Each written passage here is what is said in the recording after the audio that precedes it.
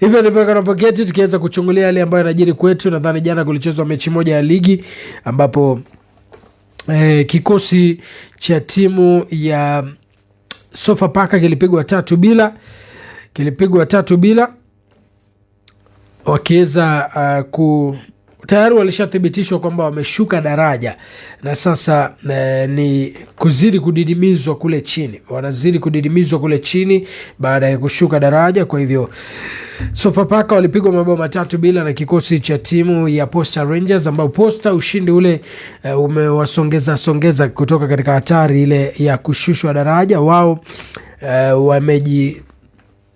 wamejitetea na kikosi hicho cha timu ya Sofapaka katika mchezo huo wa hapo jana. Kwa hivyo ukiweza kuangalia baada ya mechi hizo ambazo zilichezwa kuanzia zile za katikati ama mwishoni mwa wiki, alafu pia hiyo ya jana, Bandari ndio hivyo, sare zimeendelea kushonwa.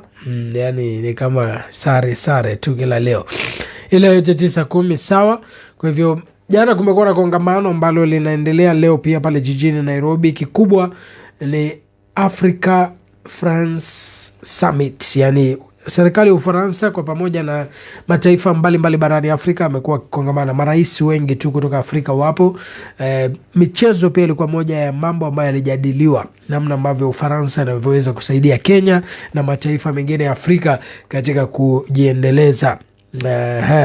Kwa hivyo yote hayo yaliweza kujadiliwa, tukitaraji yataleta mazao. Lakini pia rais wa shirikisho la soka Afrika CAF, Daktari Patrice Motsepe aliweza kuhudhuria pia kongamano hilo. Baadaye akaweza kukutana na mawaziri wa Afrika Mashariki ambao ni Kenya, Uganda, Tanzania kuhusu swala zima la